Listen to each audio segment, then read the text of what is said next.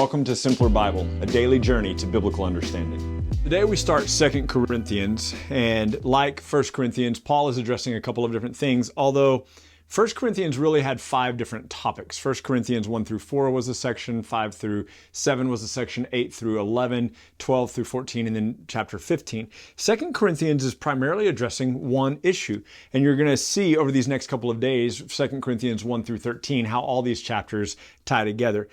I grew up kind of believing that every chapter or every new subject heading was a new topic. And so when we can step back and get an aerial view of all of 2 Corinthians, we'll see how it ties together a little bit more beautifully. Pick up with me in 2 Corinthians 1, verse 1. Paul, an apostle of Christ Jesus by the will of God, and Timothy our brother, to the church of God that is at Corinth with all the saints who are in the whole of Achaia. Grace to you and peace from God our Father and the Lord Jesus Christ. See if you notice a theme in these next few verses. Blessed be the God and Father of our Lord Jesus Christ, the Father of all mercies, the God of all comfort, who comforts us in all of our afflictions, so that we may be able to comfort those who are in any affliction with the comfort with which we ourselves are comforted by God. For as we share abundantly in Christ's sufferings, so through Christ Jesus we also share abundantly in comfort too. For if we are afflicted, it is for your comfort and salvation. And if we are comforted, it is for your comfort, with which you experience when you patiently endure the same sufferings that we endure. Our hope for you is unshaken, for we know that as you share in our sufferings, you will also share in our comfort. So let me pause here and address these verses. So let's see, 1, 2, 3, 4, 5, 6, 7, 8, 9, 10, 11. Is that right? 10. 10 times he uses the word comfort in these few verses. And he says, I'm comforted in all of my afflictions so that I can provide comfort to you in your affliction. I have people who ask me from time to time, they'll say something along the lines of, why do these bad things happen? Or why is this happening in my life? Well, Paul gives at least 3 reasons in this text that we're going to see today about why these hard times come. 1, so that we can experience the comfort of God. So I'll say 4 reasons. So that we can experience the comfort of God. So that we can then give that comfort to other people. We can share that comfort. So when you have been when you've been comforted by God, you're then able to give that comfort to somebody else. And then he also says for your salvation. Now he doesn't tell us what that means. So you have to forgive me here. I'm just going to tell you what I think. And throw it out if you need to throw it out, because this is just what I think. I can't point to it in the scripture. It's my thought on the text. That's it. And we're friends by now. We're 314 episodes in, so I'm just telling you what I think. When he says, if I am afflicted, it's for your comfort and your salvation. The affliction that Paul is going through is so that he can bring the gospel to these people, but also as these people are seeing the grace with which Paul handles this suffering, it's kind of what we saw him say in 1 Corinthians 15 yesterday. He's like, look, man, he goes, if Jesus wasn't raised from the dead, why am I fighting with wild beasts to Ephesus? Why is my life in danger all the time? Why am I doing? He goes, that'd be stupid. Let's just eat and drink and tomorrow we die. So the suffering that he's enduring to bring the gospel to these people adds weight to the gospel. So he is suffering and being comforted for the salvation of his hearers, so that as they see the life that he lives, it will draw them into Christ. And then I want you to look at verse 8. I'll give you the 4th thing here, the 4th reason that suffering happened to Paul. For we do not want you to be ignorant, brothers, of the affliction we experienced in Asia. Remember in 1 Corinthians 15, he said, if I fought with wild beasts at Ephesus for nothing, right? So probably talking about his hard time in Ephesus. We don't want you to be ignorant, brothers, of the affliction we experienced in Asia, for we were so utterly burdened beyond our own strength, we despaired of life itself. Indeed, we believed we had received the sentence of death, but that was to make us not rely on ourselves, but on God who raises the dead. So the 4th reason is to rely on God.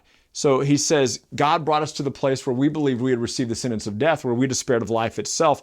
This was so that our reliance wouldn't be on ourselves anymore. It wouldn't be on our own strength, but it would be on the strength that God supplies. He delivered us up from such deadly peril, and he will deliver us up. On him, God, we have set our hope that he will deliver us again. You must also help us by prayer. This is so cool. People ask me all the time, well, why pray if God already knows what he's going to do? Listen very carefully. Here's your answer, 2 Corinthians 1:11. You must also help us by prayer so that many will give thanks on our behalf for the blessings granted through the prayers of many. So as the church is praying and then Paul is delivered by God, Paul already says, I'm confident God's going to deliver me. Pray for this so that when it happens, the people who have been praying can rejoice and can give thanksgiving to God for his faithfulness. Paul says our boast. Now this is going to be the theme of all of 2 Corinthians, boasting. I'll show you that from day to day as we keep going through it. Our boast is this, the testimony of our conscience, that we behave in the world with simplicity. And Paul is setting up his reader. They don't know that yet. He's like, look at how much I've suffered. Look at how hard things have been. So they're kind of starting off with, oh, poor Paul. And he's about to just punch him in the throat. But bear with me. Our boasting is this, the testimony of our conscience, that we behaved in the world with simplicity, with godly sincerity, not by earthly wisdom, but by the grace of God, and supremely so towards you. For we were not writing to you anything other than what you have read and acknowledged, and I hope you will fully acknowledge, just as you did partially acknowledge us, that on the day of the Lord Jesus Christ, you will boast of us as we boast in you. Because I was sure of this, I wanted to come to you first so that you might have a second experience of grace. I wanted to visit you on my way to Macedonia and to come back to you from Macedonia and have you send me on my way to Judea. Was I vacillating? He mentioned that at the close of his first letter. Was I vacillating when I said I wanted to do this? Do I make my plans according to the flesh, ready to say yes, yes, and no, no at the same time? This is kind of like when somebody invites you to, an office party. They're like, hey, come with me to this office party. And you tell them yes, but in the back of your mind, you've already got your excuse lined out so you can text them the day of and be like, oh, you know what? Forgot I had this other thing. Paul's like, look, I'm not saying yes, yes, and no, no at the same time. Verse 18, as surely as God is faithful, our word to you has not been yes and no. For the Son of God, Jesus Christ, whom we have proclaimed among you, Silvanus and Timothy and I, was not yes and no, but in him it is always yes. Next verse, very important. For all the promises of God find their yes in him. That is why through him we utter our amen to God for his glory. All the promises of God find their yes in him. Now, I think a lot of people take this out of context, but as an example, Genesis 12, verse 3, when God promised Abraham, through you, through your offspring, the whole world will be blessed. That's the promise that God made to Abraham. The fulfillment of that promise is Jesus Christ. So every time that God made a promise to the people of Israel, the fulfillment of that promise was Jesus. So don't just take this to mean, look, God promised me a new job and I claim it in the name of Jesus Christ. That's not what he's referencing here, okay? He's talking about all the promises that were made by God throughout the scripture to the people of Israel were ultimately fulfilled in Jesus. And it is God who establishes us with you in Christ Jesus and has anointed us, and who has put this seal on us and given us his Spirit in our hearts as a guarantee. But I call God to witness against me. It was to spare you that I refrained from coming again to Corinth. Not that we lord it over your faith, but we work with you for your joy to stand firm in your faith. Chapter 2. I made up my mind not to make another painful visit to you. For if I cause you pain, who is there to make me glad but the one whom I have pained? And I wrote as I did, so that when I came, I might not suffer pain from those who should have made me rejoice. For I felt sure of all of you that my joy would be the joy of you all. For I wrote to you out of much affliction and anguish of heart with many tears, not to cause you pain, but to let you know the abundant love that I have for you. It is commonly thought that 2 Corinthians is actually 3 Corinthians, and that there is a second letter of Corinthians, one between what we call 1st and 2nd, that is missing. So that is a common thought, because some of the stuff that he says about the letter he wrote to them, you're like, I didn't really get that from the first one. So a lot of people think that there was another letter to the Corinthians. Verse 5, now if anyone has caused pain, he has caused it not to me, but into some measure, not to put it too severely, to all of you. For such a one, this punishment by the majority is enough. So you should rather turn to forgive and to comfort him, or he may be overwhelmed and have excessive sorrow. So I beg you to reaffirm your love for him. For this is why I wrote, that I might test you and know whether you are obedient in everything. Anyone whom you forgive, I forgive. Indeed, what I have forgiven, if I have forgiven anything, has been for your sake in the presence of Christ, so that we would not be outwitted by Satan, for we are not ignorant of his designs. It appears here that the designs of Satan are division in the body. When I came to Troas to preach the gospel of Christ, even though a door was opened for me in the Lord, my spirit was not at rest because I did not find my brother Titus there. So I took leave of them and I went to Macedonia.